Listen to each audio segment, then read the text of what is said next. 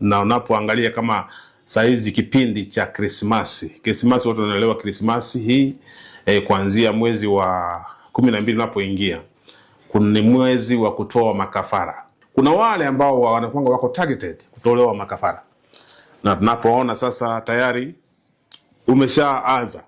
Naposema habari ya Jirongo si kwamba ni ajali ya kawaida.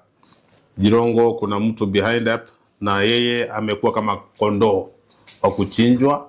So Jirongo, tunapoangalia kwamba Jirongo kifo chake si kawaida, yeye amekuwa kama kondoo wa kuchinjwa kwa sababu ya maisha ya watu fulani, wana vigogo fulani, wana siasa fulani pale katika mrengo wa kisiasa. Tunapoangalia sasa sana katika siasa za Western, kuna watu wamekuwa kijipiga kifua pale tangia kitambo.